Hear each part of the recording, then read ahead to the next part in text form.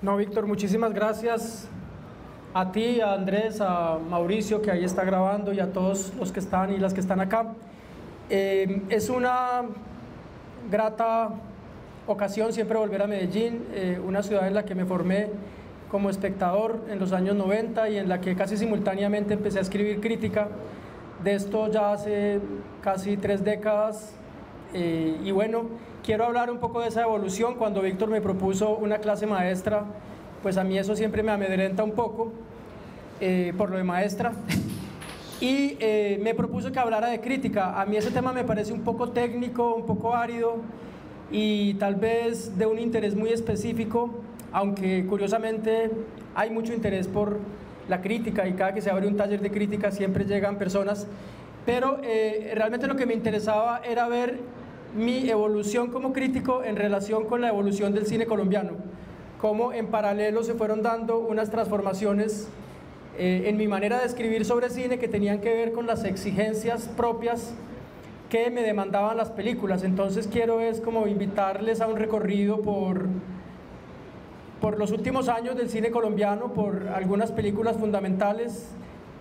Víctor habla de Un varón con bastante justicia como una película que suscitó un quiebre, pero en realidad antes de ver Un varón incluso yo ya estaba notando que algo estaba pasando con la representación de las masculinidades en el cine colombiano, que algo se estaba concretando, que algo estaba coincidiendo, repitiéndose en muchas películas. Y precisamente, y esto suele pasar con alguna frecuencia, una película como Un varón cristaliza como todas esas búsquedas y les da como un estatus, yo no sé si definitivo, pero hay algo que se sintetiza en una película como Un varón, pero que está antecedido de una serie de búsquedas de pronto menos directas en relación con las masculinidades, la ciudad, los cuerpos, el conflicto, los territorios. Entonces, bueno, también todo esto tiene que ver con un giro personal que he dado como crítico. Yo empecé a ver películas en los años 90 y en un momento en que no había cine nacional, en que todo eso estaba desmantelado, en que se estrenaban 4 o 5 películas por año, producto de empecinamientos muy personales, producto de incentivos de la televisión en ese momento, pero donde no había Estado, donde había un estado de las cosas, pero no habían cosas del Estado, ¿no? Y ese estado de las cosas era un estado de abandono, era un estado precisamente de ausencia del padre. Hay un investigador y crítico muy interesante que es uruguayo, que se llama Jorge Ruffinelli, quien habló en un texto de los años 90, o en un texto sobre el cine de los años 90, que ese cine latinoamericano de esa década estuvo marcado por la búsqueda del padre, ¿no? Por películas que mostraban personajes en un tránsito hacia una pregunta por paternidades ausentes, ¿no? Un cine que también fue fuertemente marcado por un acento urbano, y lo que estamos viendo entonces en los últimos años es cómo se transforma ese legado de los años 90, cómo tal vez ya no está tan presente la pregunta por el padre, sino tal vez otras preguntas, pero que de alguna manera son heredadas de esa década de orfandad que fueron los años 90. No solamente en el cine colombiano, aquí hablaría del cine latinoamericano como lo hace Ruffinelli en ese texto, y en cualquier caso siempre pensando que las cosas que pasan en un país latinoamericano suelen pasar en los demás. O sea, es muy importante hacer historias comparadas de los cines de esta región, porque los fenómenos son muy paralelos, se dan de manera muy cercana entre países a pesar de las diferencias geográficas, lingüísticas, incluso culturales y políticas. Creo que son caminos muy paralelos los que trazan las cinematografías latinoamericanas de cada país. Entonces este título intentaré desarrollarlo, pero también espero que haya un tiempo al final para que conversemos, que es algo que me interesa especialmente. Quiero empezar con un poema que me parece que es interesante que entremos en una sintonía como lírica, si se quiere, como que nos dispongamos para este viaje, y es un poema que conocí por un fragmento que aparece al comienzo de una película de la cual voy a hablar un poco, que se llama Del otro lado, de Iván Guarnizo. Es un documental de este cineasta colombiano que vive en España, ya hablaremos de ella. Y al comienzo, esta película comienza con un epígrafe que precisamente es los dos versos finales de este fragmento, pero voy a leer un fragmento de 4 versos. Se llama Buceando hacia el naufragio, el poema completo, que les invito a que lo busquen, y es realmente un poema que lo leo y no logro entenderlo del todo, pero por lo tanto me parece lleno de incitaciones a imaginar cosas y a disponerme como para un estado mental que yo creo que es propicio para lo que quiero invitarles a que recorramos en esta tarde. Adrienne Rich es una poeta militante, feminista, norteamericana, si no estoy mal. Si no es norteamericana, me lo perdonará ella y me lo perdonarán ustedes. Las palabras son intenciones, las palabras son mapas. Vine a ver el daño causado y los tesoros que perduran. Como les decía, y les pido disculpas por eso, aunque son unas disculpas bastante convencionales, en realidad tampoco es que quiera pedir muchas disculpas, voy a ser bastante autorreferencial, o sea, voy a hablar mucho de textos que he escrito antes, porque precisamente, y atendiendo la invitación de Víctor, me gustaría plantear pues una evolución personal como crítico, que tiene que ver con una relación que he intentado que no sea estática en mi mirada sobre las películas, especialmente las películas colombianas. En 2012 o 13 tal vez, se publicó este libro que está acá, que se llama Cine Colombiano, Cánones y Discursos Dominantes. Lo pueden bajar de internet, está abierto para descarga, porque es una publicación de la Cinemateca Distrital de Bogotá, que ya no se llama Distrital sino de Bogotá simplemente. Es un libro que ya es muy diciente en su portada misma, es una fotografía, es un still de la película El Río de las Tumbas, una película que inaugura de algún modo las representaciones de la violencia en el cine colombiano. Y es una película que lo mencionaba en algún texto en estos días, o en otra conferencia en Bucaramanga la semana pasada. Es una película que señala un primer camino del cine colombiano en relación con los muertos, ¿no? El Río de las Tumbas es el Magdalena, convertido en depósito de cadáveres, convertido en tumba a cielo abierto, un lecho en el cual los actores armados iban arrojando cadáveres para condenarlos a una segunda muerte, ¿no? No bastaba matarlos, había que rematarlos y contramatarlos, sometiéndolos o obligándolos a un olvido y a que nunca se volviera a hablar de ellos, a que se borrara todo rastro. Entonces es bastante diciente esa portada. Este libro trata de establecer un canon del cine colombiano. La palabra canon tiene que ver con una norma, con unas películas que se vuelven ejemplares, pero un canon siempre es algo que hay que discutir. Uno no puede asumir que el canon es natural. El canon es una construcción social y colectiva, y en este caso, pues en el libro lo que discuto es cómo se ha llegado a este canon. Espero que alcancen a leer ahí. Es un canon que yo sometí a ciertas pruebas. Son 19 películas, y lo que quise demostrar con esta lista era que todas estas películas cumplían con un estatuto canónico, es decir, que eran películas que se repetían una y otra vez en muestras, en festivales, que eran las películas más investigadas, que eran las películas sobre las que se volvía una y otra vez. Entonces mi pregunta en ese libro era, ¿será que son las mejores películas o será que hay otras razones para que tengan ese estatuto canónico? Las respuestas las van a encontrar en el libro, no se las voy a dar tan rápidamente ni tan fácil. Bueno, pero sí voy a dar algunas pistas. Se cierra en 1998 con la película de nuestro director acá presente, Víctor Gaviria. No porque después de La Vendedora de Rosas no haya habido películas canónicas, sino porque una de las condiciones de pertenecer al canon, de volverse una película ejemplar, es precisamente una cierta perdurabilidad en el tiempo, la prueba del tiempo finalmente. Entonces este libro lo escribí unos 15 años después de La Vendedora de Rosas, y como que en el lapso de la investigación no había tenido tiempo en realidad de saber si las películas de la primera década del siglo XXI iban a sobrevivir con ese estatuto canónico, ¿no? Con ese estatuto de ejemplaridad. Entonces por eso decidí terminar ahí con una película pues efectivamente muy canónica como La Vendedora de Rosas, y cerrar ahí esperando que futuros investigadores e investigadoras pues hicieran nuevas aproximaciones al canon, o lo cuestionaran o lo dinamitaran, que es lo mejor que se puede hacer con un canon, ¿no? Como moverlo en alguna dirección, no dejarlo estático, como cualquier cosa menos quietos, como dicen en algún periódico de la ciudad. No sé si alcanzan a ver toda la lista, igual no importa, con que son películas que cualquier persona que tenga alguna relación con el cine colombiano las ve aparecer una y otra vez insistentemente. Entonces la pregunta es ¿por qué esa insistencia, ¿no? Algunas conclusiones más generales de este libro para dejarlo ya descansar en paz, porque es un libro con el cual ya tengo yo cierta distancia. Este libro del 2013, no solamente una distancia temporal, sino que realmente me interesaba era cerrar un periodo de análisis del cine colombiano y invitar a que esas películas canónicas se abordaran desde unas miradas no canónicas y se pudieran cuestionar desde muchos frentes, ¿no? Pero algunas de las conclusiones, ya no necesariamente con la lista, sino en relación con qué suscitó esa lista o qué podía suscitar esa canonicidad, las voy a repasar con ustedes. El material principal de análisis de esta lista o del canon que representaba esta lista tenía que ver con la producción crítica.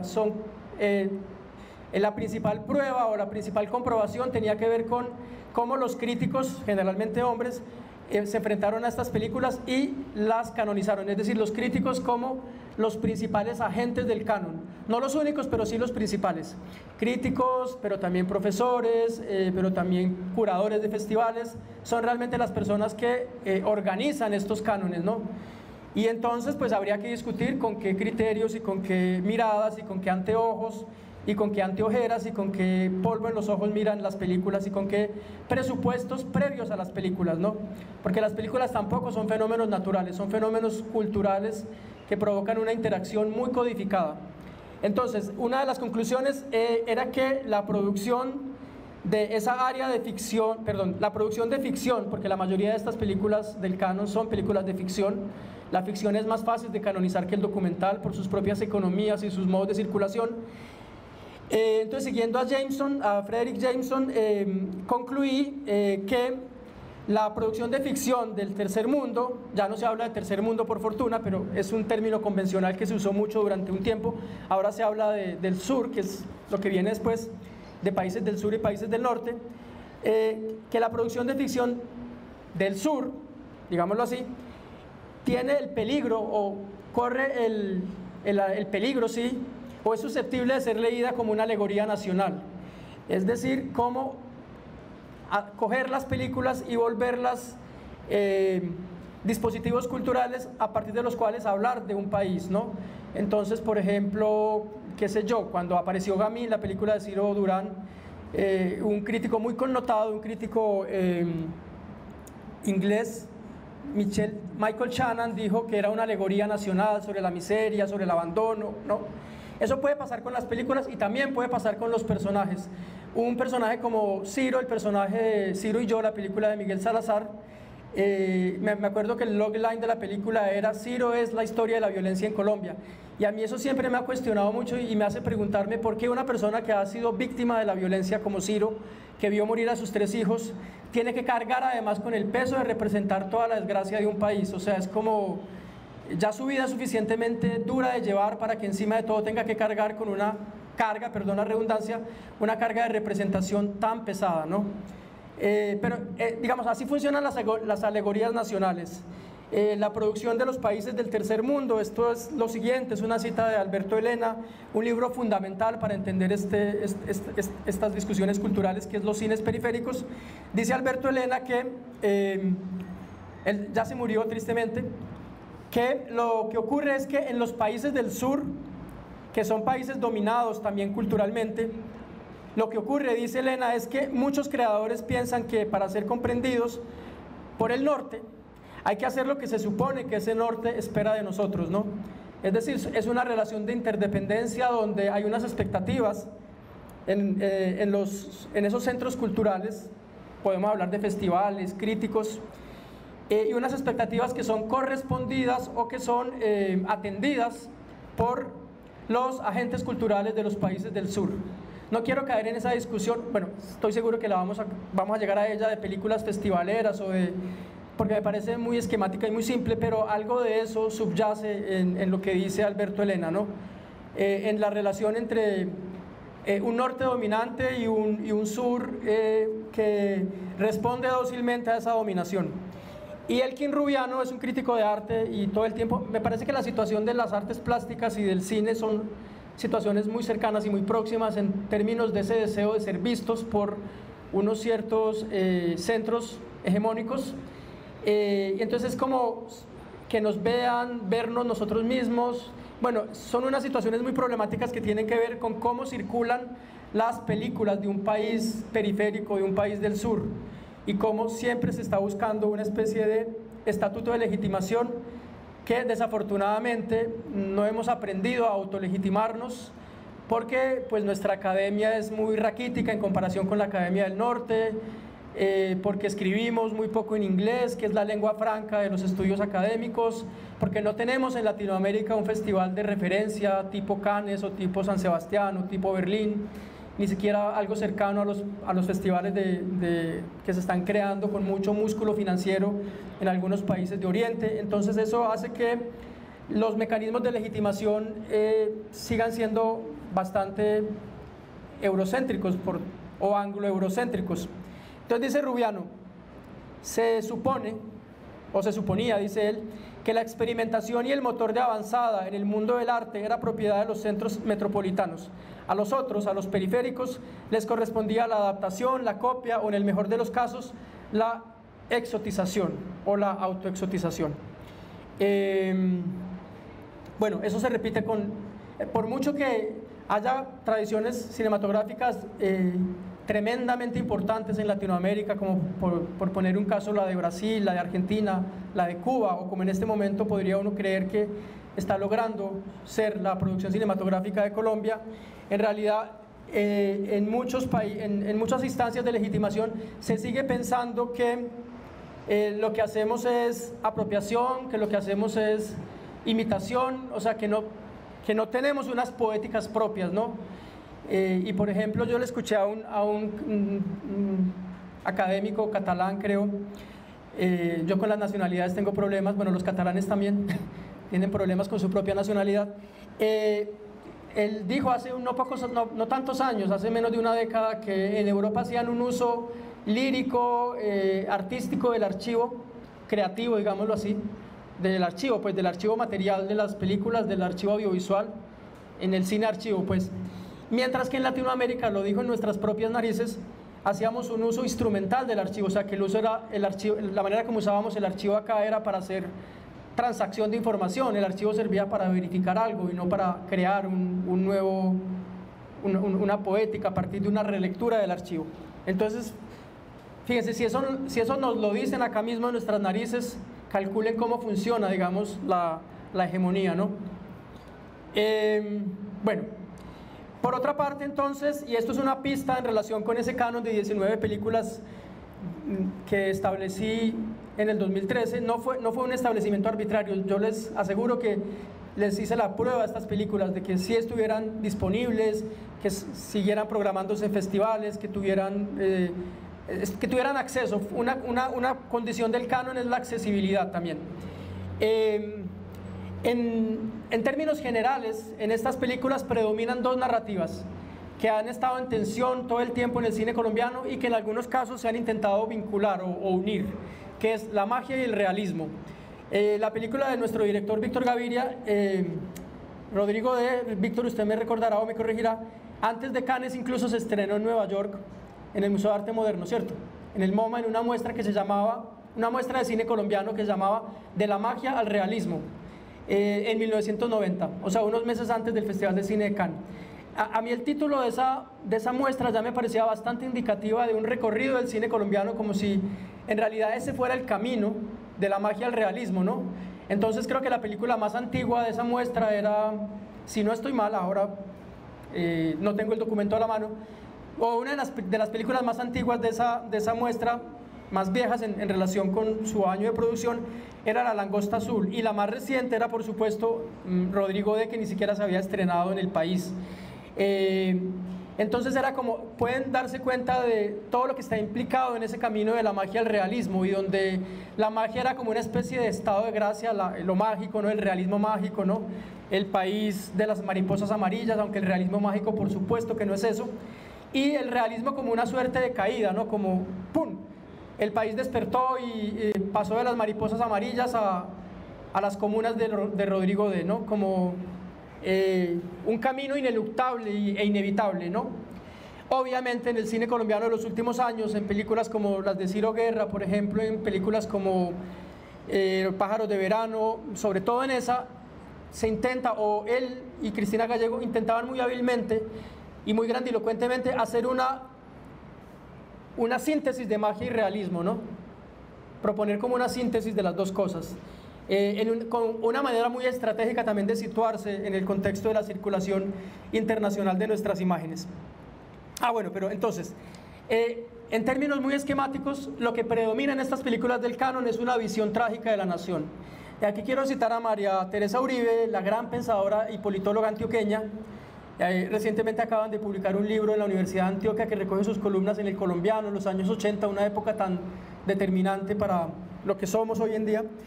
Entonces María Teresa Uribe, en un texto impresionante que se llama Las Palabras de la Guerra, que está publicado en una recopilación de Confama que se llama La hija de Andrómeda, dice esto que les pido que leamos con mucha atención. En el sentido común de los colombianos de hoy predomina la imagen generalizada de que el pasado de la nación fue una sucesión de enfrentamientos fratricidas sin sentido, de sangres derramadas y de atropellos que no terminan, que nunca se resuelven y que se reproducen de manera circular y perpetua. Es decir, predomina una visión trágica de la nación. Esa visión trágica de la nación no es propia solamente del campo político, eso ha llegado a la producción cultural y la ha determinado. Y un poco ese canon es expresión de esa visión trágica, de esa visión pesimista. En los años 90 eso tuvo un quiebre, o sea, un quiebre no, es decir, un énfasis muy crucial, porque los años 90 son los años de las narrativas del desastre en la producción cultural colombiana. Hay un libro de Alejandra Jaramillo que se llama Nación y Melancolía, que habla de eso. Yo mismo muchas veces he hablado de este asunto, de cómo una sociedad entera está respondiendo a lo que está pasando. O sea, tampoco estoy diciendo que era una parálisis o una melancolía o un duelo social y nacional que se hubiera inventado. Había suficientes motivos en el espacio social para estar en duelo, porque pues fueron los años del desmadre absoluto de la guerra. La Comisión de la Verdad en su periodización habla de ese periodo de tiempo como el periodo del desmadre de la guerra, y eso tuvo un equivalente en la producción cultural que reflejó, aunque la producción cultural no refleja, la producción cultural hace otras cosas que reflejar tan de manera mimética, pero sí hay una simetría entre la producción cultural de esos años, incluso de los primeros años del siglo XXI, y el estado del país, el estado de las cosas, ¿no? Voy a pasar rápidamente. Lo que pasa es que el mundo social pues no es estático, ¿no? Se mueve. Entonces, yo siento que alrededor del 2010 empezaron a pasar otras cosas, empezaron a haber unos cambios pequeños, unos gestos en la sensibilidad, unas películas que apuntaban en otras direcciones. Ojo que yo quiero hacer una aclaración, aquí yo no estoy hablando en términos de valoración de las películas en términos estéticos. Esa lista que yo mencioné tiene de todo, tiene películas con enormes logros estéticos y tiene películas que no lo son tanto. Yo estoy hablando de un poco la producción cultural como una manera que tenemos los investigadores sociales de leer unas ciertas energías sociales, unas ciertas maneras de cristalizar momentos de la psique nacional, y esto tampoco es que sea nuevo. Krakauer decía por allá en los años 20 que en el cine se podía leer el estado psicológico de una nación, y él lo decía de cara a la producción del expresionismo alemán, y porque un cine en ese momento tan lleno de deformaciones, de monstruos, y él veía pues los artistas que generalmente están viendo un poco más allá, no solamente es que estén reflejando la realidad, sino que están yendo adentro de la psique colectiva, porque yo creo que hay una psique colectiva, y están produciendo películas, en ese caso, o obras de arte en general, que son maneras de leer esa psique, ¿no? Esa psique colectiva. Entonces el expresionismo, según la mirada de Krakauer o de Lotte Eisner o de otros teóricos y teóricas del expresionismo alemán, es una manera de entender, es una manera de ver, se puede leer como un síntoma también del alma alemana de los años 20, un país que había sido totalmente humillado en la posguerra, en la negociación del fin de la Primera Guerra Mundial, y que había entrado en un estado como de melancolía social que derivó en que la mayoría de la sociedad alemana saludó con beneplácito un proyecto, después dicen que no, pero la mayoría de la sociedad alemana saludó con beneplácito el proyecto nacionalsocialista, ¿no? Entonces, no es porque Víctor me haya invitado, pero lo menciono varias veces acá. Yo no sé si él recuerda este momento, estoy seguro que sí, porque además estábamos en Toronto, ¿no? Estábamos en el Festival de Cine de Toronto y se estrenaba La Mujer del Animal. Era una película, pues yo sé que Víctor estaba muy nervioso con la exposición pública de esta película, ¿no? Por varias razones que no vienen al caso mencionar ahora, pero bueno, voy a leer este post, no sé si ustedes lo alcanzan a leer. Este post es de años después, de un año después de ese momento en que junto con Víctor y con Libardo, ¿no? Con Tito, sí, perdón, con Tito coincidimos, con Elba de McAllister y con Natalia coincidimos en el Festival de Cine de Toronto. Entonces voy a leerlo brevemente. Era septiembre de 2016 en Toronto, la tarde de la primera proyección mundial de La Mujer del Animal de Víctor Gaviria, cuando me acerqué a saludar al equipo de la película, que estaba concentrado en un pequeño salón de los cines donde pocos minutos después iba a ocurrir el estreno. Allí, junto a Natalia, Víctor, Daniela, Mercedes, Elba, estaba él, Tito Alexander, Libardo, el animal. Algo en él me olió a abandono y desconcierto, y entonces le hablé, dominando mi susto y timidez. Me dijo que vivía de hacer música. ¿Qué música?, le pregunté. La que salga, me respondió escuetamente. No lo volví a ver en Toronto durante el festival, pero de pronto se me pasaba por la cabeza, allá mismo, esa imagen de soledad que los hombres antioqueños cargamos encima como una segunda naturaleza, especialmente nosotros, los venidos del campo, los hijos de mala sangre y gente encorvada sobre la tierra, sin más arte que el machete. Esto es una cita de El Proyecto del Diablo, de Oscar Campo. Los hijos de mala sangre y gente encorvada sobre la tierra, sin más arte que el machete. Esa hombría imposible, destinada a despreciar lo que debe, supuestamente, proteger y proveer. La mujer, la vida, los hijos. Ayer en Jardín, en un cruce de caminos del festival que dirige también Víctor Gaviria, me lo volví a encontrar. Iba enfundado en una ruana blanca con cuadros negros. Sorprendentemente me reconoció y hasta me llamó por mi nombre. Otra vez me olió a esa soledad encarnizada, atrapada en un tráfago de palabras que nunca comunican lo que quieren decir, y reclamos de amor nunca pronunciados, como los de aquellos muchachos de Rodrigo D. o de Lady de Simón Mesa, perdidos en los no lugares en los que transcurre su tiempo. Y si La Mujer del Animal también fuera la película sobre esa violencia y este mal, el mal de ser un objeto sin nombre y no un hombre. Tito Alexander no es el animal solo existe en la ficción delirante de Gaviria, pero algo en cada hombre antioqueño evoca a ese animal. Esa fue sobre todas las películas que no quisimos ver, porque Amparo está redimida en su miseria y en la violencia que soporta por una suerte de luz interior, pero el animal está irremediablemente condenado a vivir en los límites de su infierno. Entonces, como yo sentía que algo estaba pasando, que las películas estaban manifestando una tensión, un deseo de superar las narrativas del desastre, un deseo también de hablar en otros tonos, yo en esas épocas escribí un texto y no lo pongo acá, no sé por qué, porque ya me daba pena tanto autorreferencialidad. Escribí un texto para una muestra, no sé si usted, Víctor, estuvo ahí, una muestra que hubo en Cartagena, España, en un festival que llamó La Mar de las Músicas, y Colombia era invitada de honor, y entonces hubo una muestra y me pidieron un texto para acompañar la muestra de cine colombiano, y yo hice como un texto que después me dijeron que lo cambiara, moderándolo un poco, donde por primera vez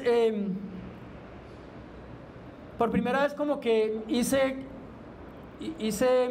clic en que tal vez estas películas que se habían hecho con una cierta intención crítica de crear memoria social, de alguna manera diagnosticaban el daño, que eso es muy importante, un arte debe hacer eso siempre, pero que a veces no iban más allá del diagnóstico del daño, ¿no? Muchas de ellas, no digo todas, no proponían otro mundo posible. Y entonces empecé a preguntar dónde estaban esas películas que proponían otras cosas, que apuntaban en otras direcciones, hacia una vida no dañada. Y empecé a escribir y a pensar, y a cada que me invitaban a una ponencia iba y le agregaba un poquito más a esta pregunta, ¿no? Entonces aquí hay 3 momentos de ponencias recientes y algún artículo que apuntan a esa pregunta, ¿no? ¿Dónde está ese cine colombiano que crea mundos que no son los mundos de la realidad, sino otros mundos posibles? Porque finalmente el arte es el territorio de la posibilidad y de la imaginación. Este artículo que ven allá, que se llama Cine Colombiano 2011-2020 en la Esquiva Comunidad, fue publicado en el Boletín Cultural y Bibliográfico, este Boletín Cultural y Bibliográfico del Banco de la República, que en el 2020 ellos hacen cada década una recopilación de la producción cultural de la época. Entonces me pidieron a mí escribir el artículo sobre el periodo 2010-2019, o sea, qué había pasado en el cine colombiano en esa década. Entonces yo titulé ese artículo, 2011-2020, titulé ese artículo La Esquiva Comunidad, porque me pareció ver que en esas películas, tímidamente, en el corpus principal, y ojo que aquí ya estoy hablando de corpus y no de canon, que me parece más interesante, porque un canon es una norma, incluso un canon se define contra un corpus o contra un cuerpo. Un canon es de alguna manera una herramienta disciplinadora o disciplinante. En cambio el corpus es mucho más grande, ¿no? Es lo indeterminado, de hecho, es un cuerpo desobediente, como suelen ser todos los cuerpos. Entonces me pareció que en las películas de ese ciclo del 2019 al 2020 ya había una pregunta por algo que la guerra destruyó, que es la comunidad, ¿no? Y entonces hablo de comunidad esquiva porque no es fácil ser comunidad en Colombia, porque la guerra nos vuelve individuos e individuos que sospechamos unos de otros, pero yo veía que había algunos gestos que apuntaban hacia un deseo de comunidad, de volver a armar los lazos que la guerra había roto, porque la guerra rompió. El principal producto de la guerra es la disolución de la comunidad, de las formas tradicionales de comunidad, la disolución de las comunidades de vecinos y vecinas, la disolución de las comunidades campesinas, bueno, la disolución de cualquier noción de comunidad. Pero me parece que el cine colombiano de esa década estaba apuntando a una creación de formas de comunidad nuevas, estaba imaginando formas posibles de comunidad. Bueno, entonces eso en cuanto al artículo del Boletín Cultural. En cuanto a esta ponencia de arriba del arte y el buen vivir, consideraciones acerca de la vida dañada y sobre un más allá del daño, fue un seminario de profesores que hubo en la Universidad Javeriana el año pasado y me invitaron a clausurarlo. El tema del seminario era el buen vivir. Entonces imagínense hablar del cine y el buen vivir. Para mí, pues el buen vivir en términos del cine era como un cine con unas prácticas éticas, ¿no? Yo pienso que las prácticas éticas en general siempre apuntan a algo que es un buen vivir, ¿no? Esa es como la naturaleza propia de la ética, enseñarnos a vivir bien, ¿no? A vivir en comunidad.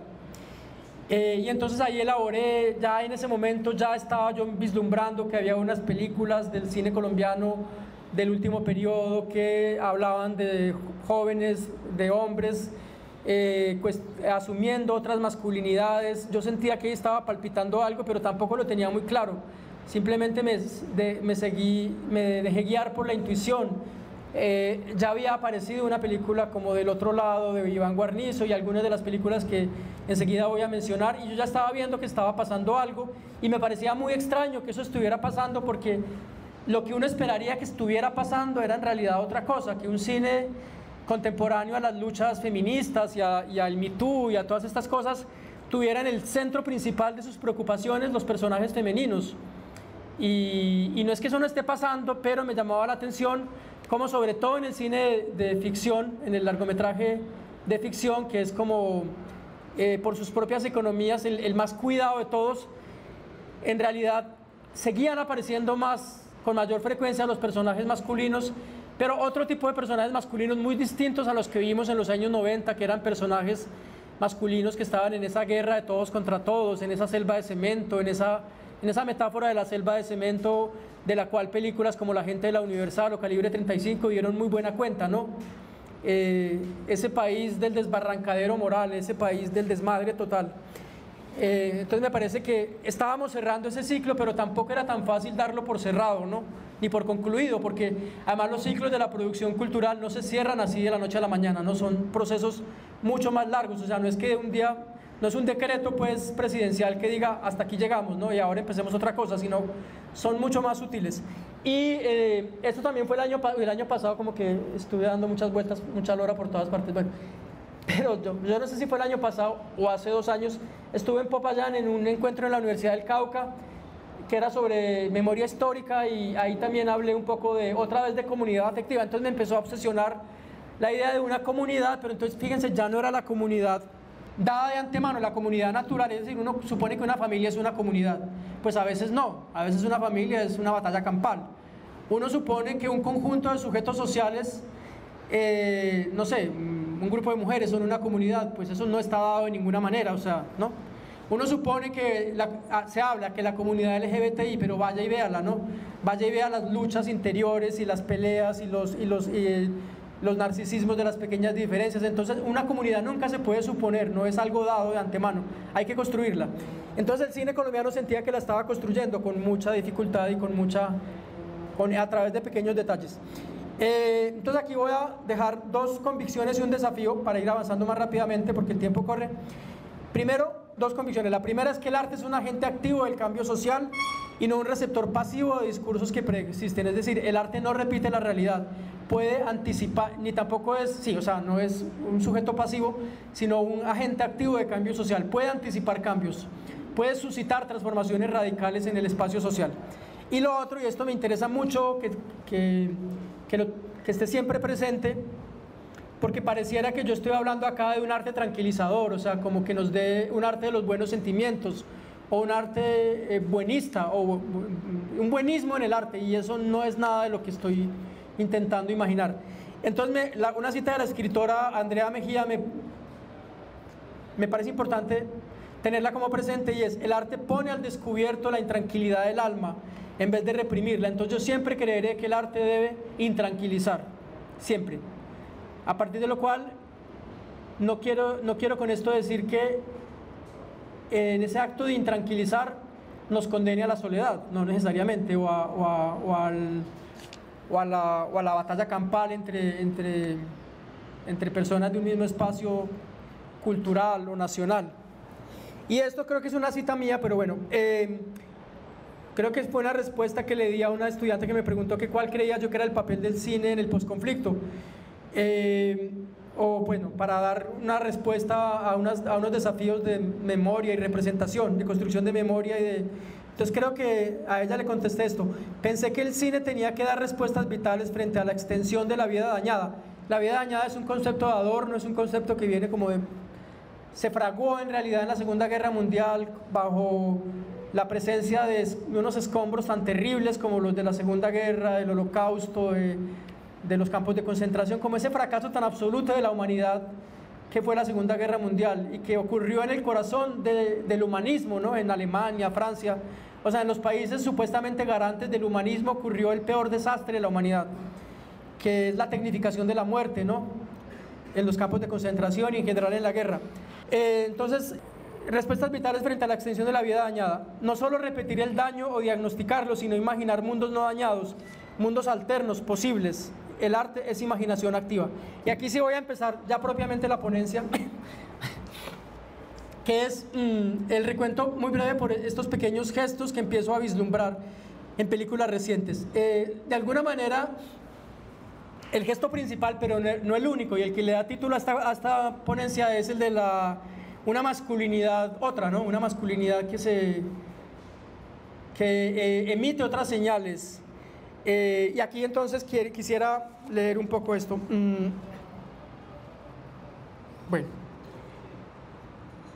Bueno, también quisiera explicar un poco más la idea de comunidad afectiva.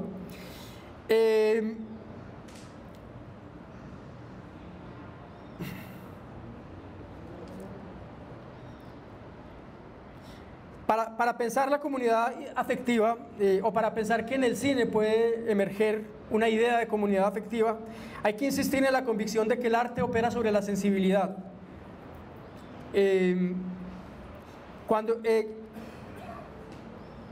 Tal como nos lo han enseñado antes quienes han pensado lo artístico más allá de una transacción de información y más allá también de su captura o instrumentalización por intereses institucionales. Cuando el arte es socavado por tales intereses hay que llamarlo simplemente propaganda. El gran arte en general y el mejor cine en particular propicia transformaciones concretas en los afectos, en la percepción de nuestra experiencia común. No podemos cambiar la realidad, pero podemos mirarla distinto, decía Víctor Gaviria por la época en que se estrenó en Colombia La vendedora de rosas. Mirar distinto consistía, según lo que se puede ver en las películas de Gaviria, en un ejercicio de justicia. A los personajes de sus películas, tanto en La vendedora de rosas como en Rodrigo D., despojados de esperanza, abrigo, casa, hábitos y sobre todo futuro, se les restituía a un mundo simbólico propio y abundante. De repente entendíamos que esas vidas condenadas a no ser semilla o a no durar nada eran valiosas y merecían ser salvadas. Podríamos decir que con películas como estas empezó un ciclo en que los despojados del mundo se volvían reyes del cine. Un ciclo cultural que tal vez solo ahora está dando frutos en películas de las que hablaré en breve. Esta nueva comunidad no podría ser un aséptico consenso entre iguales. Ya hemos sufrido las consecuencias de suponer que no existen ya más las diferencias ideológicas y que el mercado y la productividad son los lazos libidinales que nos quedan, los que fundarían un acuerdo o una promesa de desarrollo y bienestar. Ya sabemos que no hay comunidad afectiva si se excluyen sistemáticamente la diferencia, el gasto innecesario, la fiesta o la confrontación. En la nueva comunidad afectiva la confrontación es posible e incluso deseable, pues en la confrontación se reconoce la heterogeneidad del mundo social y estamos suficientemente ilustrados acerca de los monstruos que producen las ilusiones de homogeneidad. Una nueva comunidad afectiva, si bien reconoce la falta y el daño, camina en pos de superarlos. Entonces ahora sí voy a empezar a hablar de estos gestos. Entonces el primero son las nuevas masculinidades. Voy a hacer un recuento de películas que creo que sirven como inventario de estos gestos. Bueno, quiero decir también, me concentro en el largometraje de ficción por su capacidad de crear una apropiación social, porque es el cine mejor distribuido y eso me parece importante. No es que en otros lugares del arte colombiano y del cine colombiano no estén pasando estas mismas cosas, pero para mí es muy importante el largometraje de ficción por su capacidad de convocar más públicos, por el tipo de economía simbólica que representa, ¿no? A partir de ahí yo creo que hay que buscar estos mismos gestos en cortometrajes, en producción más periférica, y los encontraríamos con total seguridad. Pero el poder simbólico central del largometraje de ficción me interesaba especialmente también porque ese fue un poco lo que guió la idea del canon, ¿no? De la lista canónica que invitaba a superar. En La ciudad de las fieras de Henry Rincón, un chico que rapea y tiene que huir de Medellín se encuentra con su abuelo en el campo y lo sostiene. En Los Reyes del Mundo de Laura Mora, unos muchachos se abrazan y se cuidan en medio del despojo, mientras sueñan un mundo en que todos sean iguales. En Una madre, ahí la ven, de Diógenes Cuevas, un hijo también joven arranca a su madre de la violencia psiquiátrica, que es un espejo de la violencia patriarcal y machista. En Tantas almas, de Nicolás Rincón Gil, es José, un padre quien busca a sus hijos desaparecidos, desafiando la ley paramilitar. En El árbol rojo, Joan Gómez Endara, un hombre solitario y estancado revive junto a su hermana pequeña, a quien debe cuidar y acompañar en un viaje, un sonido que remite quizá a las fuentes del amor y de la vida, que el padre común arruinó. En Del otro lado, de Iván Guarnizo, dos hermanos adultos y un niño que es hijo de uno de ellos, conversan y reconocen sus miedos y su fragilidad, mientras los dos hermanos se preparan para encontrar a un hombre exguerrillero de las FARC, que fue responsable de vigilar a la madre del director mientras estuvo secuestrada por esa guerrilla. Veo estos gestos que he nombrado como el espacio afectivo nuevo al que un cine colombiano reciente nos está enfrentando o el que nos está proponiendo.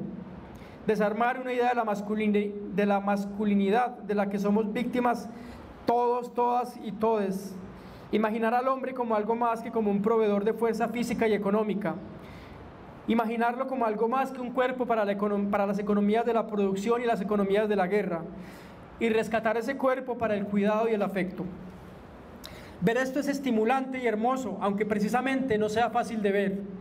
Aunque las películas propongan otro mundo simbólico compartido, es llamativa la insistencia de muchos espectadores en ver esas películas que he mencionado y otras como más de lo mismo o como pornomiseria, una categoría cultural que, si bien en el momento en que fue formulada por Luis Ospina y Carlos Mayolo tuvo un potencial emancipador y permitió enfrentar con energía crítica las representaciones simplificadoras y miserabilistas, con el tiempo se volvió un comodín para no pensar en las particularidades de cada película, es decir, se volvió la pornomiseria una categoría estática y paralizante. Nos hemos acostumbrado a juzgar nuestro cine desde el déficit, espejo de nuestro propio apego a la carencia. Falta de público, fallas de guión, logros incompletos, ideas no del todo bien hilvanadas o resueltas. Yo creo que se puede hablar de todo eso, es decir, se puede seguir hablando de las películas como artefactos estéticos y hacerle exigencias al respecto, y al mismo tiempo resaltar sus dones particulares, percibir las promesas de la abundancia simbólica y la belleza, aceptar que las películas actúan más que sobre el gusto propio, sobre la sensibilidad común y colectiva y sobre los afectos compartidos.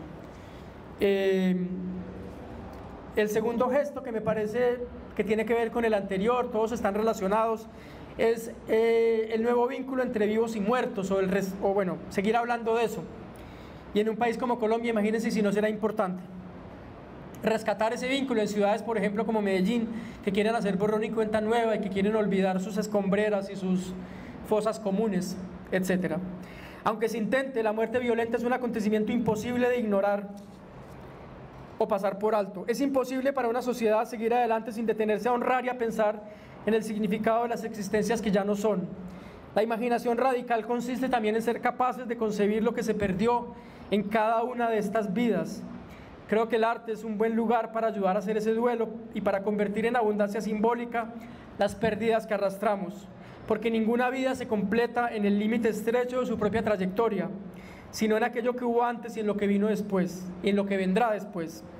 Hay muchos ejemplos de películas recientes que podría invocar en este momento y destacar por su manera de atender y honrar la verdad de las víctimas, de los muertos y de las voces no escuchadas, pero quiero mencionar solo dos.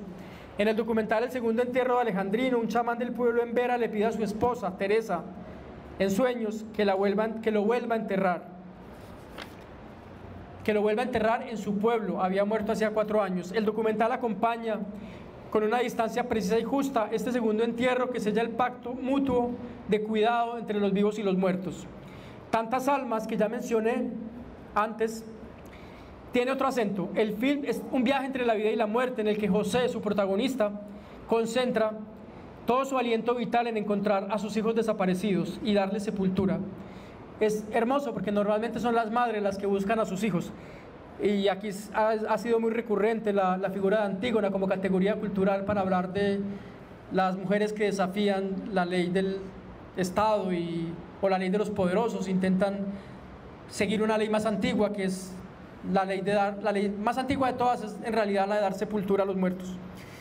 En el catálogo del Festival de Cine, y no tiene que ver con el Estado, ¿no? Es bastante anterior a eso, bastante arcaica, anterior al Estado. En el catálogo del Festival de Cine de Cartagena del 2020, donde la película fue seleccionada, una reseñista anónima escribió: José y sus hijos somos todos, o todos podríamos serlo, o deberíamos ser todos.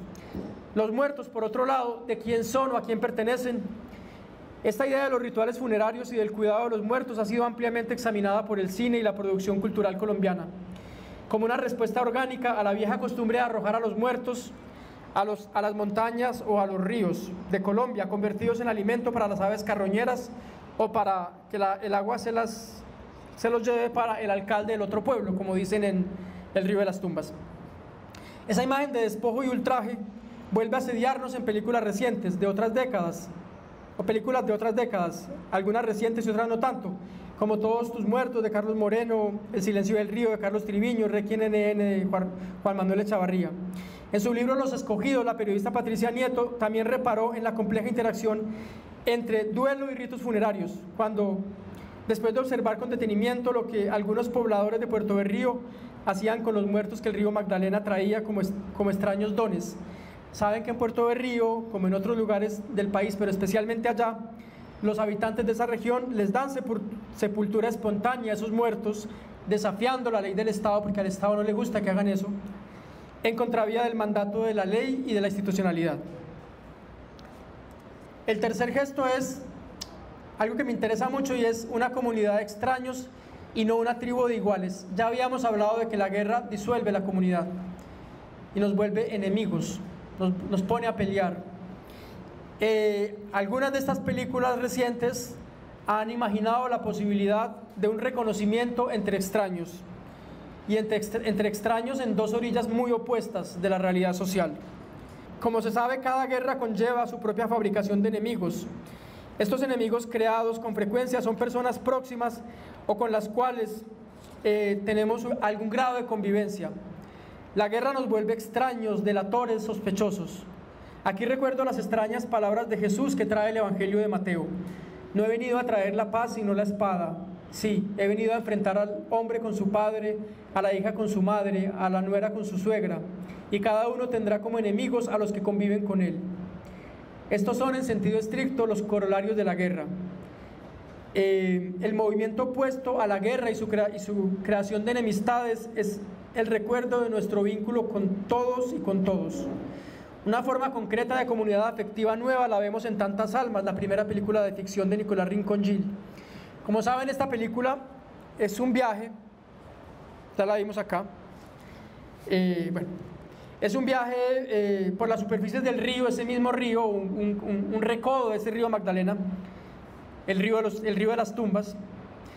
Es un viaje por las superficies del río y de la tierra que el personaje José, obligado a seguir el llamado de esa ley más antigua que nos ordena enterrar a los muertos, encuentra en ese viaje las marcas y las heridas que el mal y la guerra han impreso sobre los cuerpos, pero también cómo se han reorganizado los afectos, las creencias y los relatos que han servido para resistir.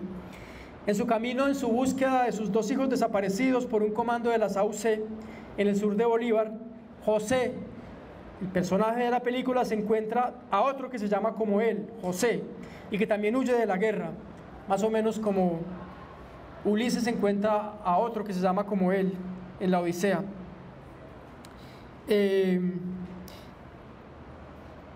Encuentra complicidades, lazos nuevos, aunque sean fugaces, mujeres que lo ayudan en su búsqueda y lo conducen hasta ese final simbólico que ya conocemos. Es decir, José, el personaje, constata la bondad de los extraños, que no es otra cosa que la promesa de una comunidad más amplia que esa inicial de la que había sido arrojado. Entonces el viaje de esta película es que José sale de su comunidad tribal, de su círculo más pequeño de interacción, al mundo a buscar a sus dos hijos, y lo que encuentra es una comunidad más amplia de aquella de la que fue expulsado, y es una comunidad de víctimas, de supervivientes, de mujeres que lo ayudan a encontrar a sus hijos o a darle pistas. Esta mujer que tiene en su cuaderno de contabilidad el recuento de los cuerpos. Eso me parece hermoso de ver también en el cine colombiano, como entre las tantas guerras, tantas pérdidas que ha provocado la guerra, hay algunas ganancias. Es decir, aquí volvemos al poema de Adrián Reich de el daño hecho y los tesoros que se conservan, ¿no? Y por eso lo puse al comienzo.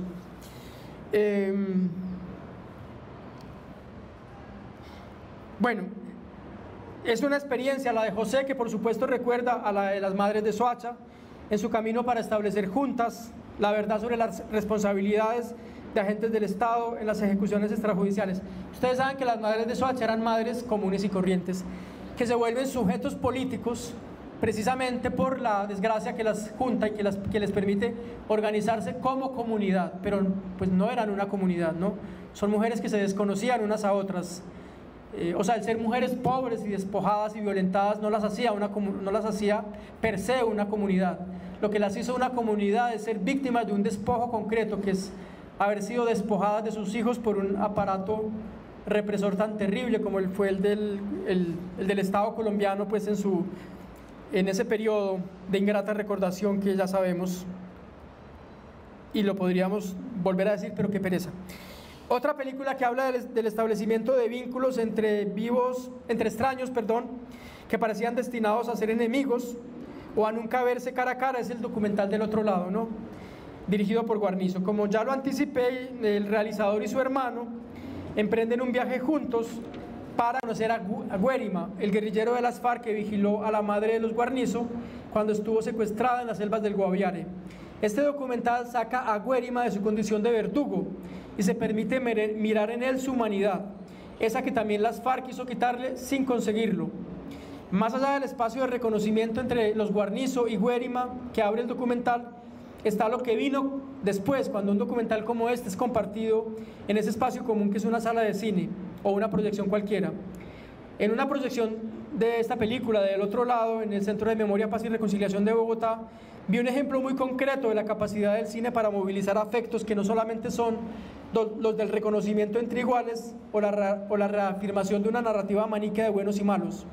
Vi cómo se vislumbraba de pronto un resquicio para entender que la guerra nos afectó a todos, aunque de distintas maneras, que si bien hay perpetradores de la violencia y responsables de la guerra, también hay infinidad de zonas grises, intersticios de vida no dañada que al arte, creo yo, le corresponde iluminar con temor y temblor, como lo hace este documental con la imagen recurrente de una luz de linterna que echa una luz frágil sobre un camino tupido en el cual es difícil orientarse.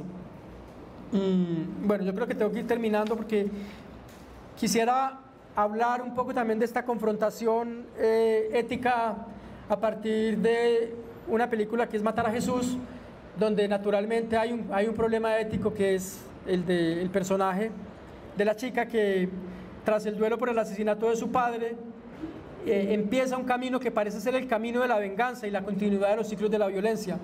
Ella quiere matar a quien mató a su padre. La película de Laura Mora acompaña el despertar ético de la protagonista, el reconocimiento que ella hace de la común vulnerabilidad y el desamparo compartido con el responsable de un crimen imperdonable. Ese crimen imperdonable del cual habla el personaje de La Silla, el hombre de la silla, en La sombra del caminante de Ciro Guerra, cuando dice no hay perdón para nosotros, no hay perdón para lo que hicimos, pero también donde es clara las palabras de Derrida que hablan o que dicen esa desmesura ética. Solo se puede perdonar lo imperdonable porque si se perdona lo que es perdonable no hay mayor mérito. Bueno, yo creo que tengo que terminar acá porque quiero que veamos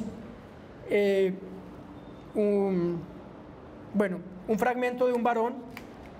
Entonces, como tenemos un poco más del tiempo que pensaba, vamos a ver el fragmento de Matar a Jesús y el fragmento de un varón, para hablar de dos tipos de confrontación, que es la confrontación que se da en el primer caso entre los dos protagonistas.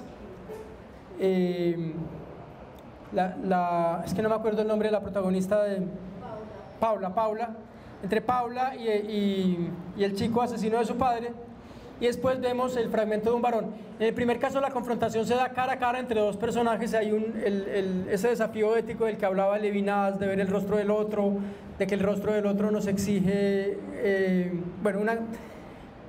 nos exige considerarlo en la totalidad de su vida, o sea, que el rostro es un mapa, que el rostro es un territorio, que en el rostro está la vida entera de una persona manifestada, y ante esa vida pues hay que de alguna manera prosternarse o considerar en términos éticos todo lo que ha llevado a ese rostro a ser lo que, la manifestación que es, el rostro como manifestación esencial del humano, que me parece que, yo no sé si Laura conocía yo creo que sí, la filosofía de Levinas cuando hizo esta película, pero indudablemente ahí hay eso, ¿no?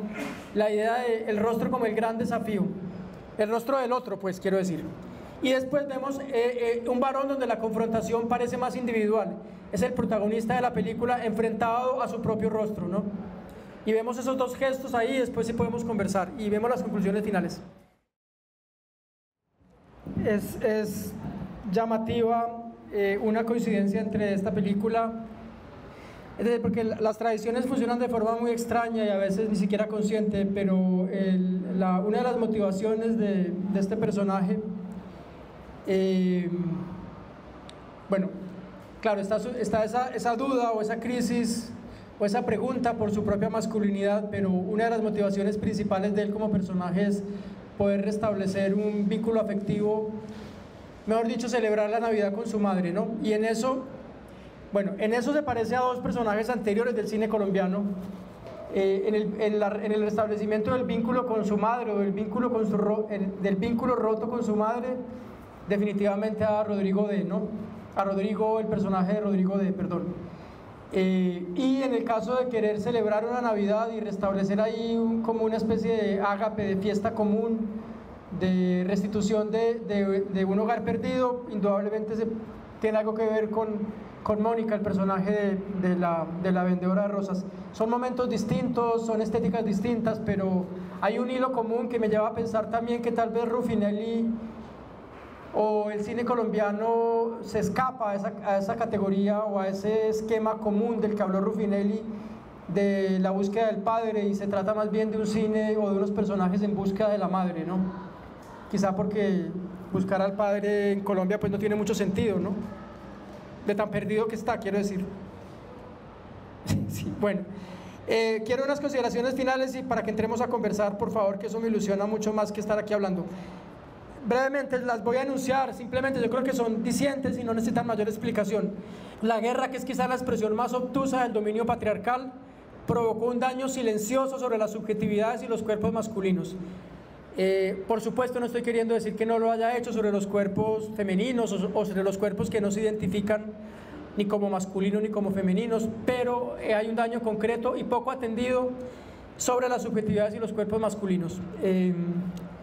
Tal vez ustedes han escuchado, digamos, a Lucía González, la excomisionada de la verdad, que tiene como toda una preocupación concreta sobre este asunto, sobre lo poco que se ha hablado de lo que provocó la guerra en la subjetividad masculina, cómo, si ya estaba quebrada y dañada, cómo la terminó de dañar. El cine colombiano inesperadamente está entrando en ese daño y buscando expresar caminos posibles de reparación de ese daño, que es el camino que intenté mostrar, que no sé si lo logré mostrar de manera muy vehemente, pero bueno, espero haber al menos dado unas pistas. Y por último, como espectadores, quizá nuestro papel es ser capaces de ver estos gestos, acompañarlos y hacerlos crecer. Es decir, también ir más allá de nuestros propios mecanismos a la hora de ver las películas, ¿no? A veces tenemos demasiado sucio en los ojos que no nos permite ver lo mínimo o los bordes de las películas y nos quedamos con nuestros prejuicios y afirmando esos prejuicios. Y bueno, ahí quería terminar para que podamos conversar. Insisto que me ilusiona mucho la conversación. No sé quién se quiera lanzar, si no, yo me lanzo a hacer preguntas a personas muy concretas que aquí están entre el público. Sí, Juliana.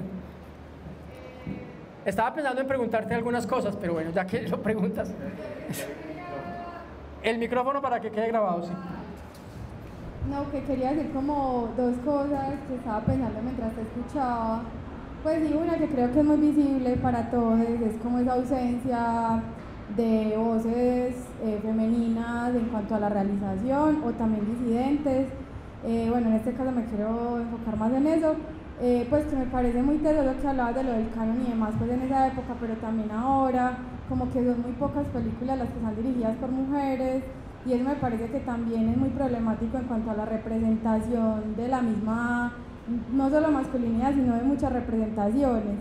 Y lo otro que también me parece, como en todo ese análisis que haces de ciertas películas y después de este canon y ya después de estas películas como más contemporáneas, es que siento que todavía es muy heteronormativa la representación y que si bien hay como unos cambios y unas transformaciones en la masculinidad, todavía sigue siendo muy normada en cuanto a pues no sé, como a identidades sexuales y de género, y eso me llama también mucho la atención. Pues como que hay una carencia ahí de otro tipo de representaciones mucho más transgresoras, sí, en cuanto a la masculinidad. Sí, pues mira, Juliana, que estoy totalmente de acuerdo y era justo lo que quería proponer que conversáramos contigo, con Mateo, que está por aquí atrás, Mateo Vallejo, que están trabajando en otro tipo de representaciones de la masculinidad que cuestionan la masculinidad desde otro lugar. Quiero decir que este recorrido que hice es un cuestionamiento de la masculinidad desde una posición, de todas maneras, llamémosla heteronormativa o canónica. Y me parece muy llamativo que ese cuestionamiento se esté dando desde ese lugar, a través de esos pequeños gestos. Quizá deliberadamente dejé de lado este otro rango de representaciones que también existen y que están creciendo con mucha intensidad y con mucha alegría, además para todos pues, quienes de alguna manera hemos crecido sufriendo el daño de esa ausencia de esas representaciones, porque no me quería meter precisamente en ese universo que me parece que merece ser considerado aparte. Lo que quiero decir es que aquí esta nueva subjetividad masculina que quise recorrer es una subjetividad masculina que no cuestiona la masculinidad en el sentido que lo cuestiona las representaciones queer, por ejemplo, no binarias, y eso me interesaba. No para tratar de restituir un mundo tradicional o hegemónico, sino para visualizar pequeños cambios dentro de esa representación todavía hegemónica, ¿sí? ¿Sí me hago entender? Sí.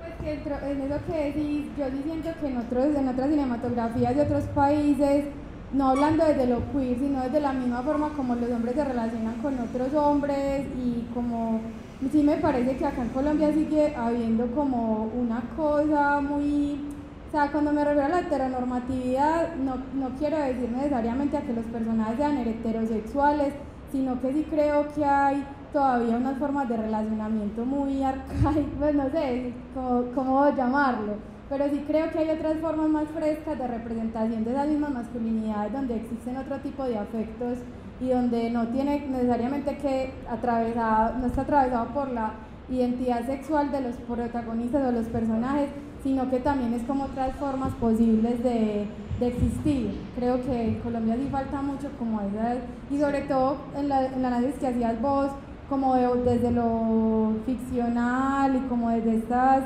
estructuras narrativas, siento que hay una carencia muy grande como de otras formas de relacionarnos, me parece, no sé.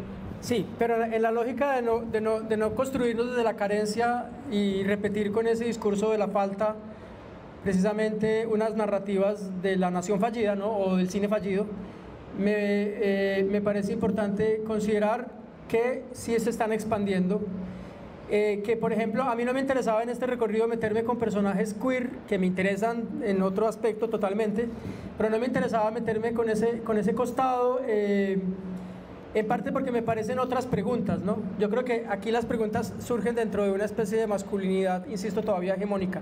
Y ahora, con respecto a que es notable esa falta, es notable la heteronormatividad del cine colombiano, indudablemente, pero también me parece importante considerar los cambios que se están dando. Por ejemplo, yo estuve hace mucho tiempo, ya Historia Patria, en los comienzos del ciclo Rosa, ¿no? Cuando fui director del programa de cine del Colomboamericano. La dificultad que teníamos en ese momento, yo estuve en los 3 primeros años del ciclo Rosa, para tener una película colombiana, era, ni te la digo, ni te la cuento, pues te la puedes imaginar, o sea, no había. Teníamos que, para rastrear el contenido queer en el cine colombiano, teníamos que ir, imagínate, al cine de Luis Ospina, por ejemplo, que que tiene un corpus de películas donde habló de ciertos personajes en relación con la disidencia sexual y de género, ¿no? Claro, personajes artistas, en fin, y también de algún modo en algunas de sus películas de ficción como Soplo de Vida o como Pura Sangre, repitió también ese vínculo entre homosexualidades, personas queer y el mundo del crimen y la marginalidad, lo repitió en algunas películas. O sea, su representación iba en dos direcciones. Los personajes queer o LGBTI estaban vinculados a espacios marginales, o por otro lado estaban vinculados al mundo artístico, y al estar vinculados al mundo artístico como Fernando Vallejo, como Antonio María Valencia, como Lorenzo Jaramillo, tenían una cierta excepcionalidad, que es la que les ha permitido a los artistas tramitar su homosexualidad o su queerness, como la queramos llamar. Pero entonces me interesaba reparar en otro gesto, y lo que quiero decir es que en el último ciclo Rosa, que hubo una convocatoria nacional, o sea, en el de este año llegaron 63 películas que se autorreconocen y se autoperciben como películas queer, y eso me parece un salto absolutamente impresionante. O sea, escogieron 23 según entiendo, entre otras, tu película La hija de Sodoma, ¿no? Pues que fue el premio Dunkel Rosa del año pasado. Y eso me parece una expansión absolutamente impresionante, inimaginable años atrás, ¿no? Y ahí es donde también hablo del corpus, hablo de que estas películas están entrando a un corpus y están cuestionando radicalmente el canon en la manera como se debe cuestionar un canon, y es produciendo alternativas, otras formas otras economías del audiovisual, otras formas de producción. Entonces yo realmente no me preocuparía tanto de esa carencia, yo le daría tiempo, más bien, un tiempo optimista. Están pasando cosas en esa representación y estamos abriendo un espacio, ustedes están abriendo un espacio absolutamente importante, pero entonces a mí, si me hago entender, a mí me interesaba era pensar la subjetividad masculina que no cuestiona su propia masculinidad, ¿sí? Pero aún así me parece que eso que mencionas sí se está moviendo, pero en pequeños gestos. Por ejemplo, los chicos de Los Reyes del Mundo, que ninguno de ellos uno lo ve pues digamos en un camino queer, ¿no?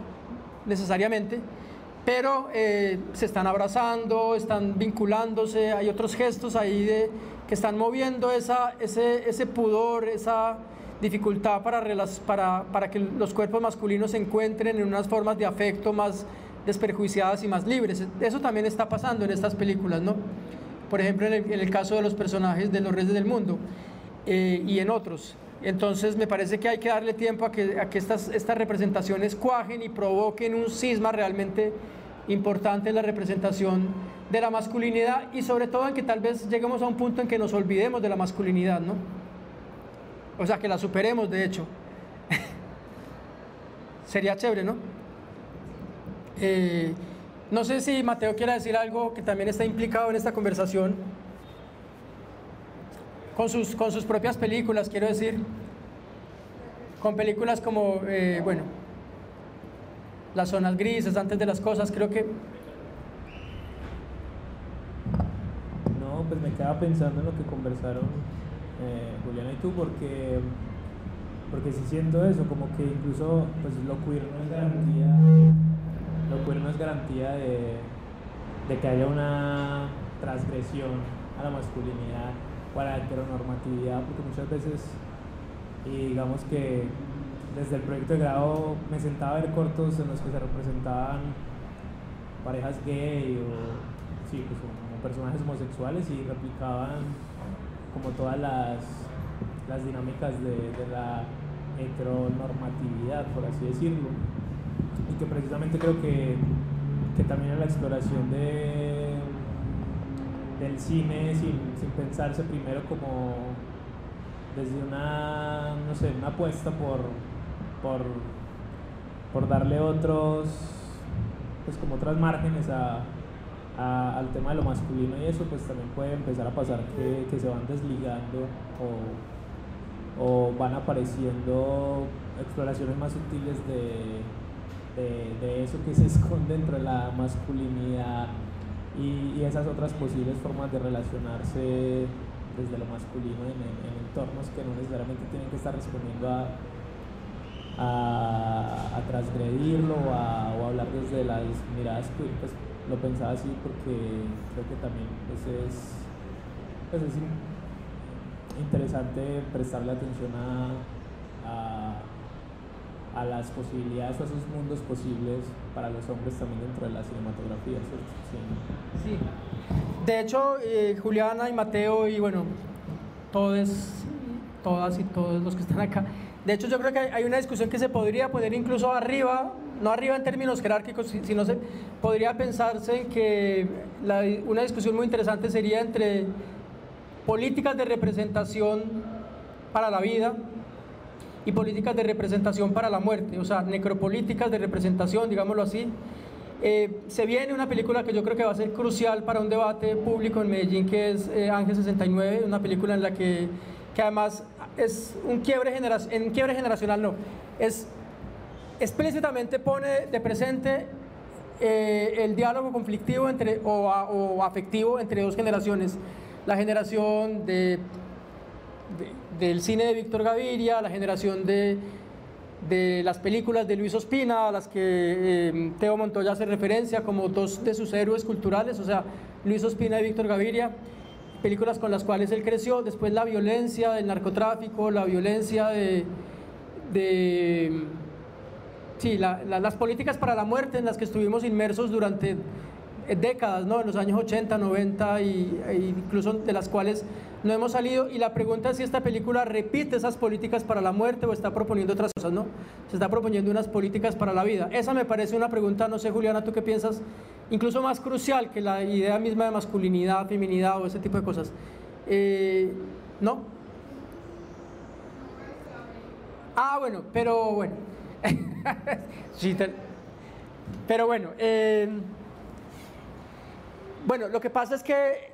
pero es que no sé si hago... No, es que no quiero hacer tampoco... ser injusto con la película y hacer spoiler y... No, yo creo que la película merece ser vista y discutirse de manera importante en Medellín, porque tiene que ver también con un trayecto cultural de la ciudad que es crucial y que tiene que ver con pensar básicamente, por ejemplo, o sea, porque y mira, parte de esta reflexión también surge de una implicación muy personal de yo como hombre gay que creció en los años 80 en una doble marginalidad, o en un doble abismo existencial, ¿no? Por una parte, ser hombre y como hombre estar abocado a responder a ciertas expectativas asociadas a lo masculino, es decir, ser proveedor de fuerza física, ser proveedor de ciertas economías materiales, ser proveedor de fuerza para la guerra, que nunca lo fui, pues porque soy muy chiquito y muy enclenque, como diría. Entonces, ¿qué voy a hacer? A mí, pues, yo salí en el primer examen de la cosa militar esa, pero después, entonces, como hombre gay, darme cuenta de que también crecí en un mundo muy tanático, quiero decir, no solamente pues porque el sexo tiene que ver con el tánatos naturalmente, pero al mismo tiempo porque yo crecí en los años 80 y 90 bajo el estigma y el fantasma del VIH. Entonces, lo que quiero decir es que mi subjetividad se constituyó en una doble dimensión. En un país donde los cuerpos masculinos iban a la guerra, y yo era un cuerpo masculino, iba a la guerra, tenía que, si fuera un cuerpo masculino hegemónico, haber dado mi cuerpo en la batalla, ¿no? Para la guerra y para las economías de la guerra. Y por otro lado, en ese otro horizonte de muerte que era ser gay en los años 80 y 90, era la inminencia de morir de SIDA, ¿no? Y entonces era muy berraco crear una subjetividad bajo esas dos políticas de la muerte, las políticas de la guerra y las políticas de la sexualidad, que también de alguna manera terminaban en la muerte, ¿no? Entonces, bueno, un poco cuando hablo de políticas para la vida o para la muerte, estoy hablando de eso. Entonces, muchas representaciones queer, como dice Mateo, en realidad sí que afirman fantasías tanáticas. Y bueno, cuando vean Ángel 69 se van a dar cuenta de lo que hablo, ¿no? De esas fantasías tanáticas puestas ahí otra vez, ¿no? Entonces, como dice Mateo, muchas representaciones queer le dan pivote a esas fantasías de muerte. Sí.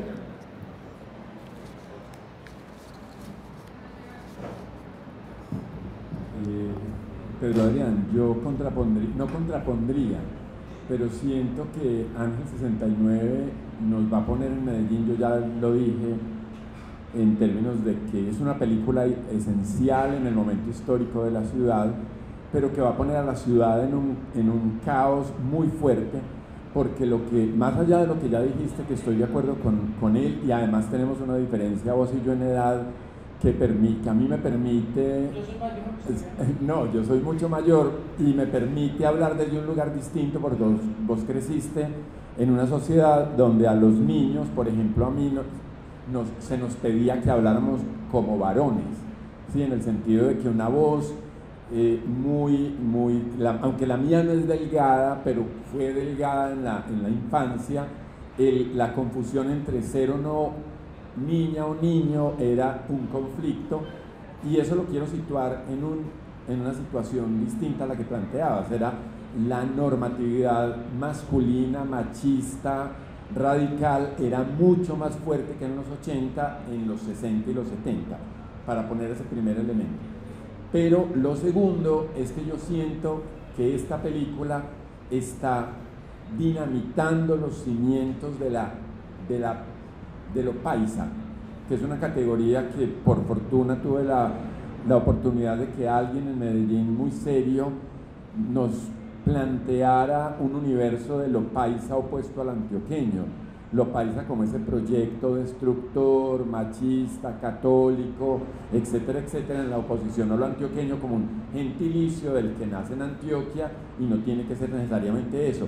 Yo lo que siento es que Teo le pone un detonante interno a la situación y dice: no me interesa inscribirme en ese complejo conceptual, cultural, político, económico que tiene Medellín, sino que quiero ubicarme en otro lugar.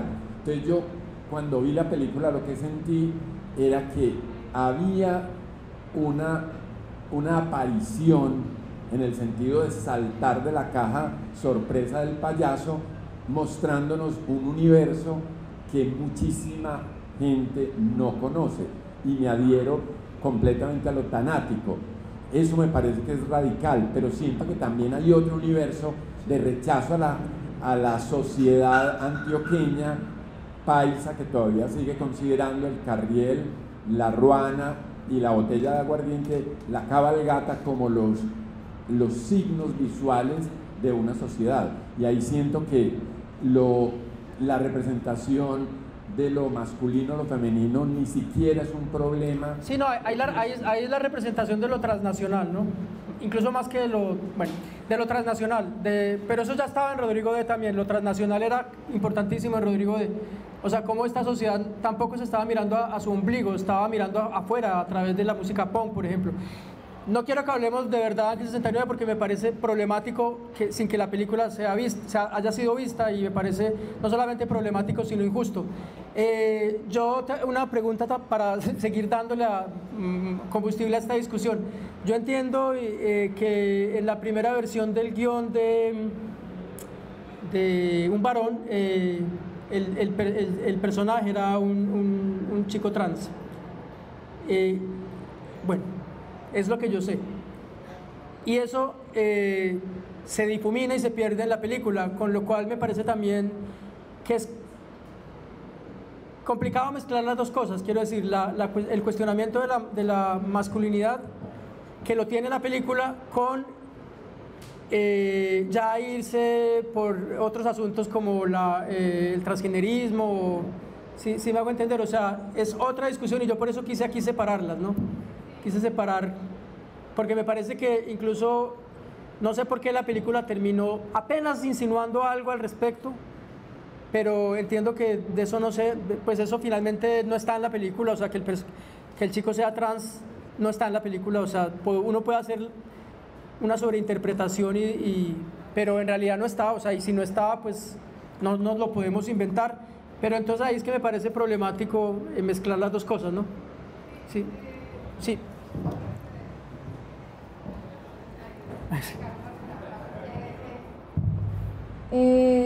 Pues en realidad en el guión nunca estuvo escrito que Carlos fuera un chico trans, pues Pipe es un chico trans. Entiendo que en las primeras versiones. Sí, no, o sea, en realidad lo que pasó fue que Fabi tenía como una historia, y como el hecho de que Pipe fuera trans hizo pensar como si es develar esa identidad o no. Y yo creo que lo que pasó en este caso con Un varón también tiene que ver con una cosa de afectos y como de poder no poner, es que poner a los personajes en un lugar me parece como muy de Salvador Blanco, pero sí como que Pipe no se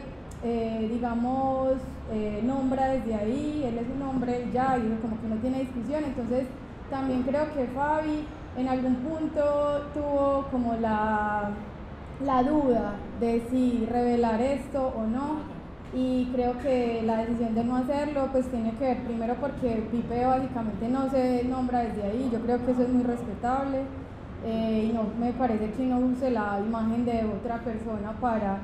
Y por otro lado también tuvimos esa conversación incluso en el rodaje y era como que él no quería hablar sobre un chico trans que estaba, porque cambia totalmente la película, y lo que él quería hablar era, y yo también le decía a él como que de alguna manera me parecía algo pues como una acción importante dentro de la cinematografía nacional, que un chico trans, si se quiere, porque va a decir algo que podría sonar polémico, pero está actuando, está representando un papel de un hombre cis, que es Carlos siempre estuvo pensado como un hombre cis. Mira que yo pensé que era al contrario. No, Carlos siempre estuvo pensado como un hombre cis, lo que pasa es que como Fabi conoció a Pipe y le pareció espectacular, como que Pipe terminó encarnando una cosa autobiográfica un poco y fue como el personaje, pero sí como que había eso de entender que eran dos películas diferentes y la que Fabi quería era esta. Sí, pero entonces, tú misma lo acabas de decir, o sea, las discusiones sobre las disidencias sexo-género cambian los términos de la discusión sobre la masculinidad, y no, entonces no era la que yo quería dar en esta conversación, sino que quería no defender una masculinidad tradicional, pero entender las pequeñas fisuras y gestos que están moviendo esa masculinidad, digamos, tradicional, hacia otras posibilidades que podría llamar, que me interesa mucho hablarlo desde ahí, desde el afecto, ¿no? Desde cuidado, afecto, cosas no asociadas a la masculinidad tradicional. Y cómo eso en todo caso me parece una revolución, o pues no una revolución, un pequeño gesto que es interesante ver y mirar, ¿por qué? Si de verdad es que bueno, en la Comisión de la Verdad hay un informe sobre género LGBTI, pero, y eso lo ha dicho mucho Lucía González, la excomisionada, hubo muy poca atención a lo que pasó en la guerra en la subjetividad masculina, en cómo eso la terminó de dañar, de lo herida y fracturada que ya estaba. Sí, pero bueno.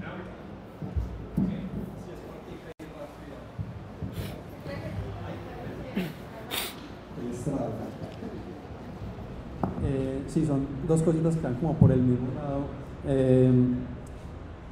Me parece muy importante lo que decía la compañera y el compañero, que apunta a que las películas no son una sola cosa, sino varias, en el hecho de que una película hable de un tema y reivindique un tema de pronto antihegemónico, no quiere decir que la producción de la película lo haya sido, o que no se hayan visto dinámicas patriarcales, por ejemplo, en la realización de la película. Me parece que el cine tiene varios aspectos que van como a distinto ritmo, como a diferente ritmo, y hay ritmos, digamos, lo que estamos de pronto más quedados, pienso yo, en Colombia es en el proceso, en la realización, más que en las ideas, tanto pues de presupuesto como de que los equipos sean pues lugares alejados como de esas dinámicas que hemos venido pues como en una tradición. Y creo que lo que decías de que hay que quizás en algún momento superar la masculinidad, no estoy de acuerdo en el sentido de que así como los mitos todavía se siguen repitiendo y todavía seguimos hablando de Antígonas y seguimos hablando de las tragedias, y pienso que la masculinidad, más que superarla, es superar esa idea de masculinidad que mencionaste ahorita, de que debe ser una masculinidad para la guerra o de la fuerza física, sino encontrar verdaderamente la masculinidad propia de nosotros, así como también buscamos el propio cine. Y ya.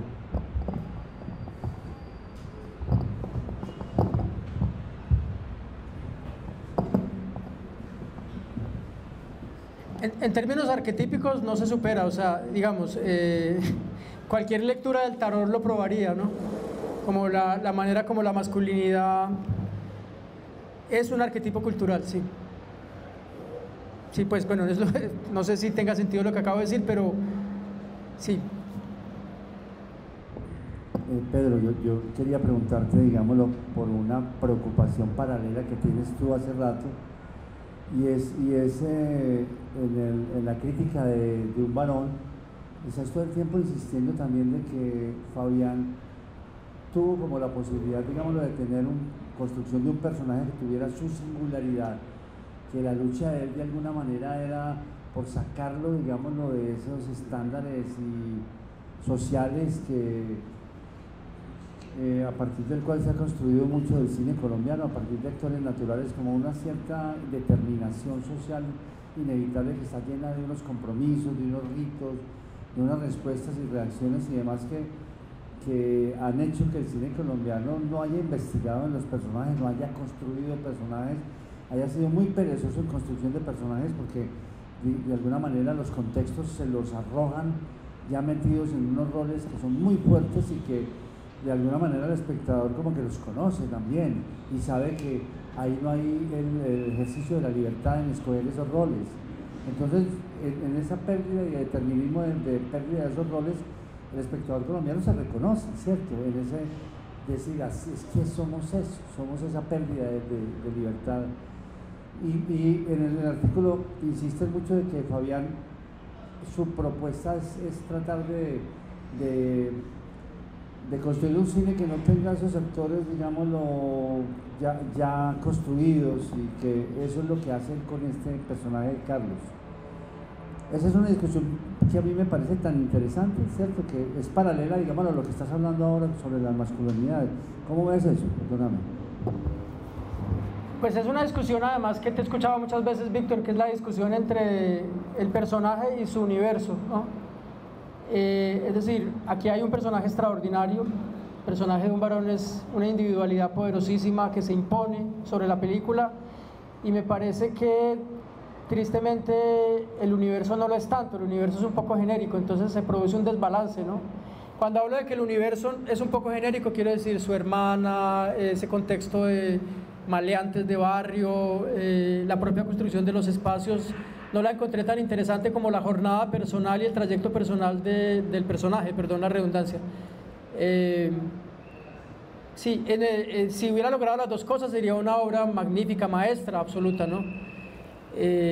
Pues no lo es, pero no lo es, pero en todo caso es una película valiosísima, pero me parece que si hay un déficit, y aquí yo también me comporto como el crítico que señala déficits, sí siento que hay un déficit en la construcción de personajes secundarios, me parecen muy esquemáticos, tristemente sí. Pero veníamos de un cine que casi que era lo contrario, que construía el personaje colectivo muy bien, y a veces el personaje individual estaba perdido, no había personaje individual, no había con quién identificarse, por ejemplo en una relación de motivaciones personales. Me parece que aquí entonces se salda una deuda y se descubre otra herida, que es la falta de universo, ¿no? Un poco. Y me preguntaba yo, pero puede ser también que sea un poco injusto, me preguntaba yo si hay alguna distancia entre esa mirada. Le hemos escuchado decir que él creció en esos barrios y que los conoce, y me preguntaba si esa cercanía está presente y si como espectadores o espectadoras o espectadores, bueno, hay un valor agregado ahí, o sea, o si realmente también es una mirada muy genérica, casi que incorporando una mirada extranjera sobre esos sobre esos espacios. No estoy muy seguro, hay que dejar de cantar la película. En primera instancia, yo no me sentí muy involucrado en esos espacios y en la mirada sobre esos espacios, y en cambio me sentí totalmente vinculado a la trayectoria del personaje. Pero pues ahí ya me estoy comportando como crítico, ¿no?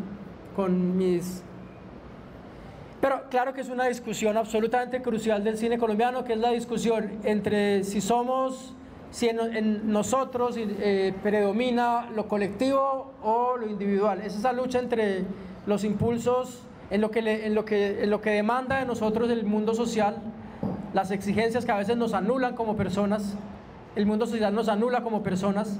Tú has escrito poemas magníficos sobre ese anulamiento y también sobre esa tranquilidad de no ser nada, no ser nadie, ¿no? la tranquilidad de estar en una familia y de no ser un individuo, sino una parte de un organismo, ¿no? Entonces está por un lado eso, y por otro, que películas fuertemente enfocadas de puntos de vista, ya no veamos el universo. Me parece que, por ejemplo, eso es Amparo, la película de Simón Mesa. Vemos el viaje de un personaje, de ella, pero el universo está totalmente borrado, ¿no? Desde la propia dirección de fotografía, tan hiperconcentrada en ella y en su jornada, y no se siente la ciudad, ¿no? No se siente el background que respaldaría y que le dotaría de un sentido social ese viaje de Amparo, quiero decir. Yo creo que para eso hay un refrán, ¿no? Que te lo decía ahora, uno se cobija la cabeza y se descobija los pies. Sí. Sí.